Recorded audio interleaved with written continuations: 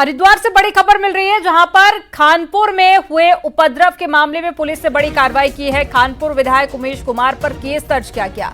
उमेश कुमार पर बलवा और कई अन्य धाराएं जिस पर मुकदमा दर्ज किया गया है। उमेश कुमार समेत कई लोगों पर यह केस दर्ज हुआ है। खानपुर और लक्सर में उमेश कुमार के समर्थकों ने पुलिस पर पथराव किया था और यूपी से भी लोगों को बुलाया गया था और यूपी से आए 200 से ज्यादा लोगों के खिलाफ भी मामला दर्ज किया गया है।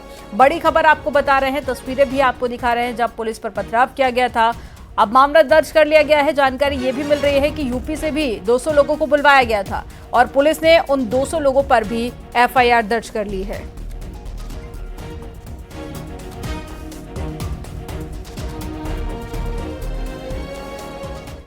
और इससे पहले हरिद्वार के लक्सर में खानपुर विधायक उमेश कुमार के समर्थन में बुलाई गई महापंचायत में उमेश के समर्थकों ने कानून को तार तार कर दिया था।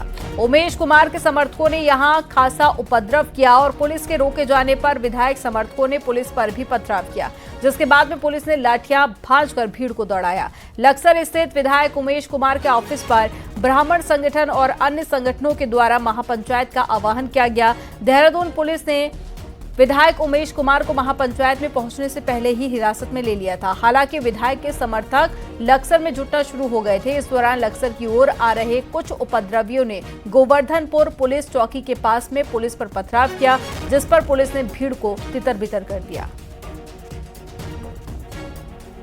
लेकिन उसके बाद भी लोग इकट्ठा हुए, अनावश्यक दबाव डाला, अनावश्यक कियोस्क क्रिएट किया, तो कुछ जगह हमको जरूर बल प्रयोग करना पड़ा है क्योंकि उन्होंने स्थितियां पैदा करी। बाकी स्थितियां शांतिपूर्ण थी।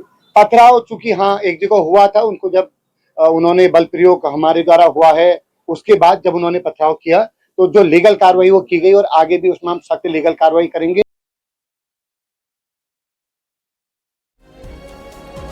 खानपुर विधायक उमेश कुमार ने शुक्रवार को ब्राह्मण समाज के साथ में महापंचायत का ऐलान कर दिया था, लेकिन इससे पहले ही उमेश कुमार को डोईवाला पुलिस ने हिरासत में ले लिया। ये महापंचायत लक्सर के दफ्तर पर होनी थी, जिसके लिए बड़ी संख्या में समर्थक भी पहुंचे थे, लेकिन पुलिस भी अलर्ट मोड पर थी। वहीं पुलिस ने शाम को करीब 5 बजे विधायक उमेश कुमार को रिहा कर दिया था, जिसके बाद में उन्होंने कहा कि पुलिस को मुझे रोकना नहीं चाहिए था, लेकिन पुलिस ने अपना काम किया और मैंने अपना काम किया।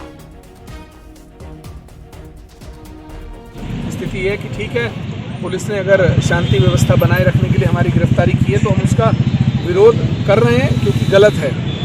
हम जब कोई बात अपनी शांति से कहना चाहते हैं तो पुलिस प्रशासन को इस तरीके की हरकत नहीं करनी चाहिए, ये गलत है।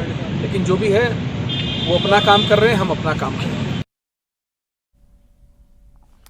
और अल्मोड़ा से खबर है, जहां पर आज दोबारा वोटिंग हुई है और अब नतीजा भी घोषित हो गया है। निर्दलीय प्रत्याशी मधु बिष्ट की 174 वोटों से जीत हुई है। मधु बिष्ट ने बीजेपी प्रत्याशी को शिकस्त दी है। वार्ड में आज करीब 65% वोटिंग हुई है। 23 जनवरी को हुई वोटिंग में पीठासीन अधिकारी ने काउंटर फाइल भी मतदान पेटी में ही डाल दी, जिससे मतदान की गोपनीयता भंग हो गई थी। लिहाजा दोबारा वोटिंग भी हुई और बिष्ट ने सभी मतदाताओं का आभार जताया है।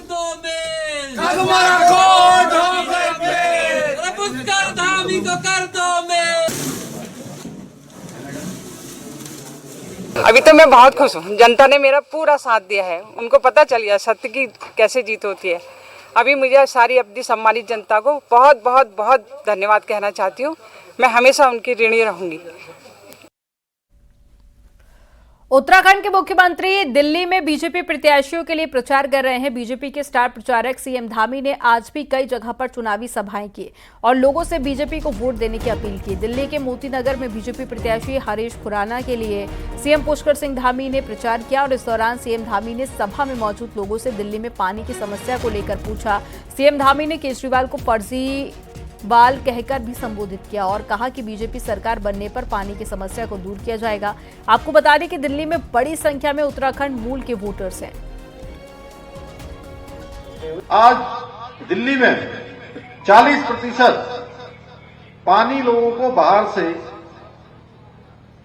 खरीद कर पीना पड़ रहा है और उसके बाद भी ये योजना यहां इन्होंने जल जीवन मिशन की फर्जीवाल जी ने, केजरीवाल जी ने, फर्जीवाल जी ने ये योजना यहां लागू नहीं हुई।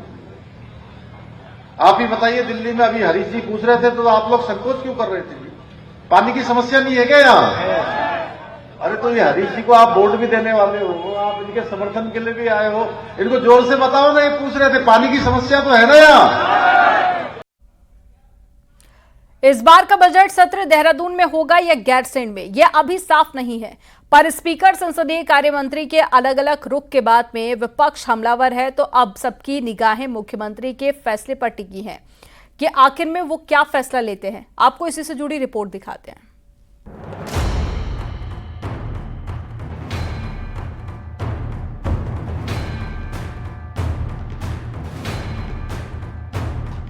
गैरसैंण में सत्र की बात हो और उससे पहले सियासत ना हो, ऐसा भला कैसे हो सकता है? यही इस बार भी हो रहा है। गैरसैंण विधानसभा को डिजिटल बनाने का काम चल रहा है, इसलिए वहां सत्र नहीं हो सकता। इसे स्पीकर रितु खंडूरी ने अपनी मजबूरी बताया। शुक्रवार सुबह प्रेस कॉन्फ्रेंस करके रितु खंडूरी ने सरकार से निवेदन किया कि सत्र देहरादून में होगा तो अच्छा होगा, वरना जरूरी होगा तो गैरसैंण भी जाएंगे। इस बार सरकार से मैं निवेदन करना चाहूंगी कि हमारे जो सत्र होने जा रहा है वो देहरादून में किया जाए, क्योंकि अभी विधानसभा सचिवालय पूरी तरह से वहां तैयार नहीं है। स्पीकर की प्रेस कॉन्फ्रेंस के बाद फैसले की बात आई तो संसदीय कार्य मंत्री प्रेमचंद्र अग्रवाल ने साफ कह दिया कि अभी अंतिम फैसला नहीं हुआ है, सत्र कहां और कब होगा। कैबिनेट ने ये फैसला मुख्यमंत्री के ऊपर छोड़ा है। वहीं विपक्ष ने इसे स्पीकर और सरकार ने कोऑर्डिनेशन की कमी बताई है और गैरसैंण में सत्र करने का वादा निभाने की बात कह दी। स्थान को लेकर भी चर्चा हुई, मैंने भी अपना पक्ष रखा था कि इसको गैरसैंण में किया जाना चाहिए, और अंतोगत्वा माननीय मुख्यमंत्री जी को अधिकृत किया था कि वो समय और स्थान, मतलब तिथि और स्थान को वो अपने उनको अधिकृत किया था, वो घोषित करेंगे, निर्णय लेंगे। मुख्यमंत्री पुष्कर सिंह धामी फिलहाल दिल्ली चुनाव प्रचार में व्यस्त हैं, तो खबर है कि सरकार का प्लान 17 फरवरी से 22 फरवरी तक गैरसैंण में सत्र का है। वहीं भू कानून को लेकर भी चर्चा है कि आने वाले सत्र में गैरसैंण से भू कानून की भी घोषणा हो सकती है। ये बात खुद मुख्यमंत्री पुष्कर सिंह धामी ने कही थी। मार्च 2023 के बाद अब तक गैरसैंण में कोई सत्र भी नहीं हुआ है। ऐसे में अब सबकी नजरें मुख्यमंत्री पुष्कर सिंह धामी के देहरादून लौटने पर टिकी हैं और तभी तय होगा कि इस बार का सत्र गैरसैंण में होगा या देहरादून में। दीपांकर भट्ट, न्यूज़ 18, देहरादून।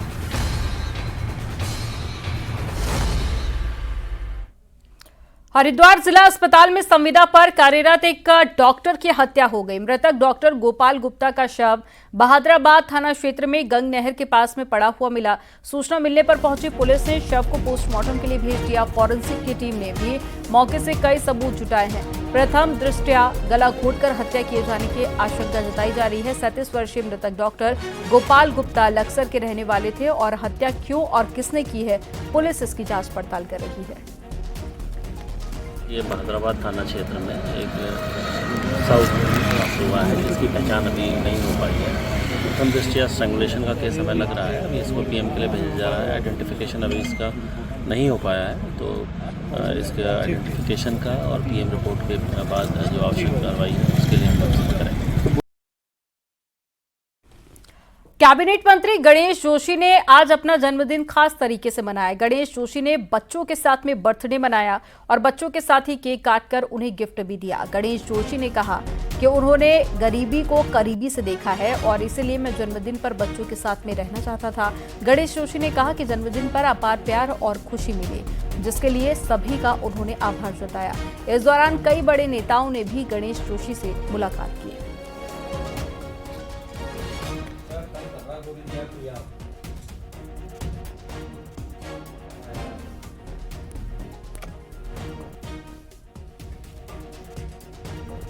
कैबिनेट मंत्री गणेश जोशी का जन्मदिन था और ऐसे में उन्होंने बच्चों के साथ में अपना जन्मदिन मनाया।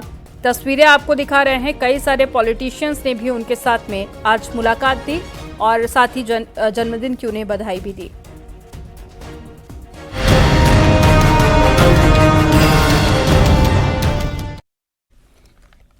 उत्तराखंड में चल रहे नेशनल गेम्स में राज्य को आज भी पदक मिले हैं।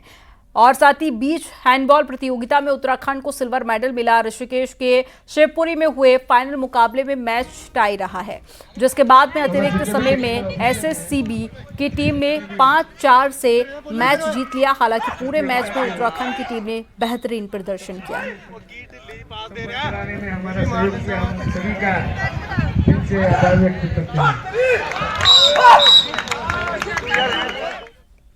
और 38वें राष्ट्रीय खेलों में अलग अलग राज्यों से आए हुए खिलाड़ी अपने दमदार परफॉर्मेंस की बदौलत देश को नई उम्मीदें दे रहे हैं।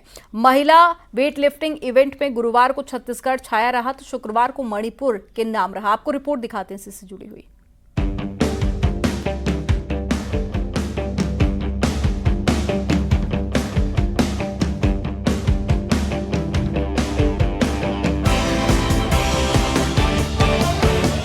शुक्रवार को महाराणा प्रताप स्टेडियम में हुए martial arts, wushu, weight lifting, pistol और राइफल शूटिंग जैसे अलग अलग इवेंट्स में खिलाड़ियों ने समा बांधे रखा। कॉमनवेल्थ खेलों में सिल्वर मेडल विजेता रही मणिपुर की बिंदिया रानी देवी ने महिलाओं की 55 किलो कैटेगरी में सोना जीता। वहीं इसी इवेंट में ब्रॉन्ज मेडल भी मणिपुर की नीलम देवी को मिला। वहीं मार्शल आर्ट वुशु में महिला वर्ग में दिल्ली छाया रहा। यहाँ की 2 प्लेयर्स में से रेजिना को गोल्ड तो भूमि को सिल्वर मिला। रेजिना ने पिछले नेशनल गेम्स में भी गोल्ड मेडल जीता था। गौरतलब है कि अभी तक उत्तराखंड का जो एकमात्र गोल्ड मेडल मिला है वो गुरुवार को मार्शल आर्ट वुशु के पुरुष वर्ग में उत्तराखंड की ओर से खेल रहे मणिपुरी खिलाड़ी को मिला। मेरा तो स्पेशली ऐसा था कि भैया ने ज्वाइन किया, फिर भैया को देख के मैंने किया और मतलब ओवरऑल जितना भी अभी तक जो भी सपोर्ट वगैरह सब कुछ है वो मेरे भैया ने ही किया। मेरे भैया भी स्पोर्ट्स में है। लास्ट टाइम जो 37 नेशनल गेम्स हुआ था गोवा में, उसमें मेरा गोल्ड था। राष्ट्रीय खेलों में सबसे ज्यादा चर्चा शूटिंग की है। ये एक खेल है जिसमें भारत में पिछले कुछ समय में अच्छा परफॉर्म किया है। इस इवेंट में रमिता जिंदल भी पार्टिसिपेट कर रही हैं, जिन्होंने ओलंपिक में हुए कड़े मुकाबले में 7वीं पोजीशन हासिल की थी। नेशनल गेम्स के क्वालिफाइंग राउंड में रमिता ने भोपाल वर्ल्ड कप चैंपियनशिप में बनाए अपने रिकॉर्ड को ही तोड़ डाला। हालांकि 10 मीटर राइफल इवेंट के फाइनल राउंड में उन्हें ब्रॉन्ज मेडल पर संतोष करना पड़ा। रमिता शूटिंग के फ्यूचर को लेकर बहुत उत्साहित है। आई थिंक हमारा स्पोर्ट्स काफी डेवलप हो गया है। पहले जब मैंने शूटिंग स्टार्ट किया था there were only 2-3 ranges, but अभी और भी रेंजेस बन रहे हैं, अच्छी क्वालिटी के रेंजेस बन रहे हैं, जैसे अभी देहरादून में भी बने हैं। एंड हमारे स्पोर्ट्स के इक्विपमेंट मिलने भी बहुत इजी हो गए। स्टार्टिंग में थोड़ा ज्यादा टाइम लगता था राइफल्स को इम्पोर्ट करने में, बट अभी इजीली राइफल अवेलेबल हो जाते हैं, पैलेट्स अवेलेबल हो जाते हैं। अभी तक की मेडल टैली की बात करें तो सिग्नल्स की टीम टॉप पर है, जबकि उत्तराखंड 12वें नंबर पर और यूपी 17 नंबर पर है। 38वें नेशनल गेम्स में बहुत दिलचस्प मुकाबले देखने को मिल रहे हैं। पुरुषों के मुकाबले महिला खिलाड़ी भी लगातार अलग अलग इवेंट्स में झंडे गाड़ रही हैं। इस गेम्स में बेशक उत्तराखंड को वैसी सफलता ना मिले जैसे कल्पना की जा रही है, लेकिन इस गेम्स के बहाने एक बात जरूर हुई है कि देहरादून और प्रदेश के अलग अलग स्थानों में जो इंफ्रास्ट्रक्चर बना है वो उम्मीद की जा रही है आने वाले समय में खिलाड़ियों के काम आएगा और वो भविष्य के इवेंट्स में उम्दा प्रदर्शन करेंगे। कैमरामैन दीपक उपाध्याय के साथ और अपने सहयोगी सत्येंद्र के साथ अनुपम त्रिवेदी, न्यूज़ 18 के लिए देहरादून से।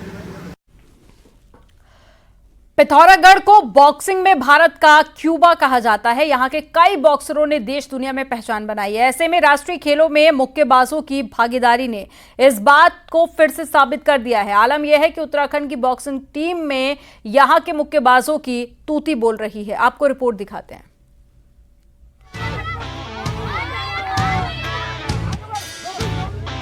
बॉक्सिंग में पिथौरागढ़ का कोई सानी नहीं है। यहाँ के सैकड़ों बॉक्सर ने नेशनल के साथ ही इंटरनेशनल प्रतियोगिताओं में कई पदक जीते हैं। कैप्टन हरि सिंह थापा को पिथौरागढ़ में बॉक्सिंग का भीष्म पितामह कहा जाता है। उन्होंने 1950 में जो की अलख जगाई वो यहाँ के युवाओं में आज भी जल रही है। राष्ट्रीय खेलों के लिए बनी राज्य की टीम में पिथौरागढ़ के बॉक्सरों का पूरी तरह दबदबा नजर आ रहा है। राष्ट्रीय खेलों में उत्तराखंड की ओर से 6 महिला बॉक्सर चुनी गई हैं। इनमें 5 महिला बॉक्सर पिथौरागढ़ से हैं। बॉक्सिंग में पिथौरागढ़ के योगदान को देखते हुए राष्ट्रीय खेलों में जिलों को पहली बार मेजबानी भी मिली है। भी अभी टीम सेलेक्ट हुई है। टोटल 7 बॉयज़ और 6 लड़कियां हैं, जिसमें से 5 लड़कियां पिथौरागढ़ से बिलोंग करती हैं और एक हल्द्वानी से बिलोंग करती है। और बॉयज़ में कुछ पिथौरागढ़ के हैं, कुछ सर्विसेज की टीम के हैं, अलग अलग जगह से हैं, और सारे नेशनल और इंटरनेशनल लेवल के बॉक्सर्स हैं अभी हमारे पास जितने भी हैं यहाँ।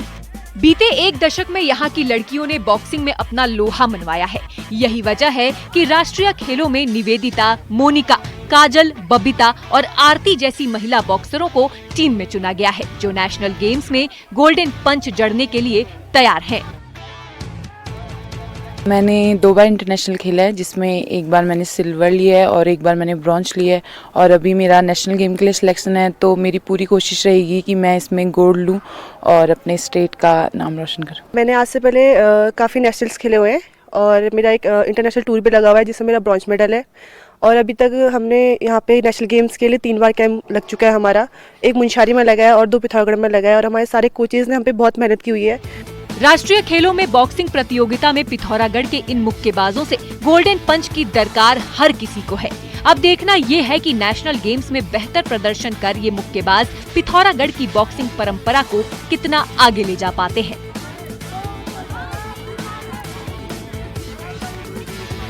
न्यूज़ 18 के लिए पिथौरागढ़ से विजयवर्धन उप्रेती की रिपोर्ट।